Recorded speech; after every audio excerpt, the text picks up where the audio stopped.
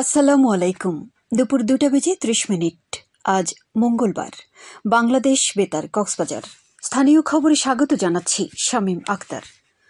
নির্বাচনে কৃত্রিম বুদ্ধিমত্তা এআই এর অপব্যবহারের আশঙ্কা প্রকাশ করে প্রধান নির্বাচন কমিশন CCAMM নাসির উদ্দিন বলেছেন, মিথ্যা বিভ্রান্তিকর তথ্য নিয়ন্ত্রণে কেন্দ্রীয়ভাবে একটি সেল গঠনের পরিকল্পনা নেওয়া হয়েছে। তিনি বলেন, এই চ্যালেঞ্জ মোকাবেলায় সুনির্দিষ্ট কর্মপন্থা নির্ধারণ করে কেন্দ্র থেকে প্রত্যন্ত অঞ্চলে সঠিক তথ্য প্রবাহ নিশ্চিত করতে একটি সমন্বিত সেল গঠন করা হবে।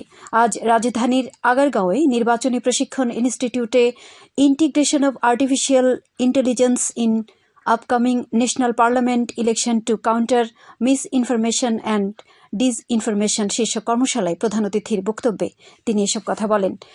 NTMC, MIST, BTRC, CID, ICT বিভাগ, IFES, বুয়েট, ঢাকা বিশ্ববিদ্যালয়, বেসিস, বিভিন্ন বেসরকারি বিশ্ববিদ্যালয় এবং নির্বাচন কমিশন সচিবালয় সহ সংশ্লিষ্ট সংস্থার দায়িত্বশীল কর্মকর্তাদের অংশগ্রহণে কর্মশালাটি অনুষ্ঠিত হয়। ইসি সচিবালয়ের সিনিয়র সচিব আক্তার আহমেদের সভাপতিত্বে কর্মশালায় নির্বাচন কমিশনারগণ উপস্থিত ছিলেন। এদিকে আগামী ফেব্রুয়ারিতে জাতীয় সংসদ নির্বাচন আয়োজনে সরকারের প্রস্তুতি রয়েছে বলে জানিয়েছেন স্বরাষ্ট্র উপদেষ্টা অবসরপ্রাপ্ত লেফটেন্যান্ট জেনারেল মোহাম্মদ জাহাঙ্গীর আলম চৌধুরী। গতকাল সচিবালয়ে স্বরাষ্ট্র মন্ত্রণালয়ে আইনশৃঙ্খলা বিষয়ক কোর কমিটির সভা শেষে তিনি একথা বলেন। স্বরাষ্ট্র উপদেষ্টা বলেন, বিগত 3টি সাধারণ নির্বাচনে দায়িত্ব পালনকারীদের আগামী সংসদ নির্বাচনে দায়িত্ব থেকে বিরত রাখা হবে। সুষ্ঠু নির্বাচন নিশ্চিত করতে আইনশৃঙ্খলা রক্ষাকারী বাহিনীর সদস্যদের প্রশিক্ষণ দেওয়া হচ্ছে। এছাড়া গতকাল নির্বাচন কমিশনের সচিব আক্তার হোসেন বলেছেন, নির্বাচনে 1 লাখ সেনা সদস্য ও 1.5 লাখ পুলিশ দায়িত্ব পালন করবে। এছাড়া আনসার সহ প্রায় 6 লাখ আইনশৃঙ্খলা বাহিনীর সদস্য আসন্ন নির্বাচনে মোতায়েন করা হবে বলে জানান তিনি। বেসরকারি শিক্ষা প্রতিষ্ঠানে কর্মরত এমপিওভুক্ত শিক্ষক কর্মচারীদের বাড়ি ভাড়া ভাতা 15% বাড়ানোর সিদ্ধান্ত নিয়েছে সরকার। আজ অর্থ মন্ত্রণালয়ের এক চিঠিতে এ তথ্য জানানো হয়। চিঠিতে বলা হয়েছে, বেসরকারি শিক্ষা প্রতিষ্ঠানে কর্মরত এমপিওভুক্ত শিক্ষক কর্মচারীদের বাড়ি ভাড়া ভাতা বৃদ্ধিতে অর্থ বিভাগের সম্মতি প্রদান করা হয়েছে।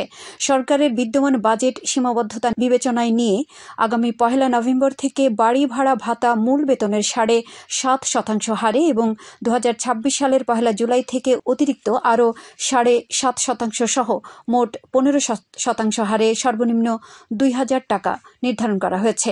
চিঠিতে আরও বলা হয়েছে, বাড়ি ভাড়া ভাতা বৃদ্ধির ক্ষেত্রে এমপিওভুক্ত শিক্ষক কর্মচারীরা কোনো বকেয়া পাবেন না। ভাতা প্রদানের ক্ষেত্রে সকল আর্থিক বিধিবিধান অবশ্যই অনুসরণ করতে হবে। চলতি মৌসুমে অনুকূল আবহাওয়ায় টেকনাফে আমন ধানের বাম্পার ফলন হয়েছে। এর মধ্যে পাকা ধান কাটা শুরু হয়েছে। কৃষকেরা মাঠের ধান ঘরে তুলতে ব্যস্ত সময় পার করছেন। কৃষকরা জানান, এবার আমন মৌসুমে প্রাকৃতিক দুর্যোগ হয়নি, এতে আমন উৎপাদন ভালো হয়েছে। কয়েকদিন আবহাওয়া পরিস্থিতি ভালো থাকলে পাকা ধান ঘরে তোলা সম্ভব হবে বলে মনে করছেন তারা।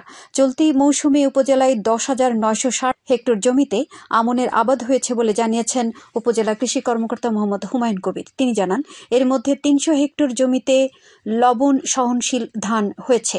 গত বছরের চেয়ে এবছর 110 হেক্টর আমনের আবাদ বেড়েছে।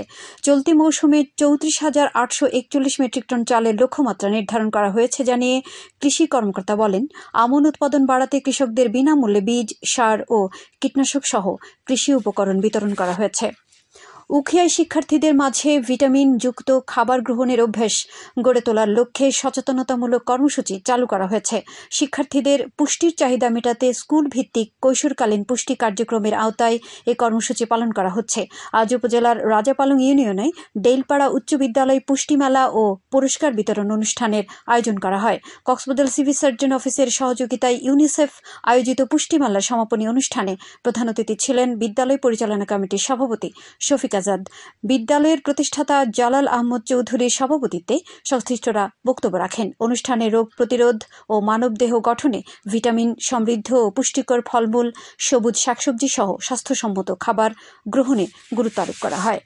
আবহাওয়া, আগামীকাল দুপুর 12টা পর্যন্ত 24 ঘন্টার পূর্বাভাসে বলা হয়েছে আকাশ অস্থায়ীভাবে আংশিক মেঘলা সহ আবহাওয়া প্রধানত শুষ্ক থাকতে পারে। সেই সাথে দু এক জায়গায় হালকা বৃষ্টি অথবা বজ্রসহ বৃষ্টি হতে পারে। কক্সবাজার সমুদ্র বন্দরের জন্য কোনো সংকেত নেই। আগামী 24 ঘন্টায় দিন ও রাতের তাপমাত্রা প্রায় অপরিবর্তিত থাকতে পারে। আজ সূর্যাস্ত যাবে সন্ধ্যা 5টা 24 মিনিটে, আগামীকাল সূর্যোদয় হবে ভোর 5টা 51 মিনিটে। আজকের সর্বনিম্ন তাপমাত্রা ছিল 25.5 ডিগ্রি সেলসিয়াস এবং সর্বোচ্চ তাপমাত্রা ছিল 35 ডিগ্রি সেলসিয়াস। এখন জানিয়ে দিচ্ছি বাঁকখালী নদীর মোহনা ও সংলগ্ন এলাকার সামুদ্রিক জোয়ার ভাটার সময়সূচি। আজ জোয়ার শুরু হবে বিকেল 4টা 40 মিনিটে, চলবে রাত 10টা 29 মিনিট পর্যন্ত। ভাটা শুরু হবে রাত 10টা 29 মিনিটে, চলবে ভোর 5টা 6 মিনিট পর্যন্ত। পুনরায় জোয়ার শুরু হবে ভোর 5টা 6 মিনিটে, চলবে আগামীকাল সকাল 10টা 45 মিনিট পর্যন্ত। খবর শেষ হলো। আমাদের পরবর্তী খবর প্রচারিত হবে আজ বিকেল 4টা 30 মিনিটে ইংরেজিতে।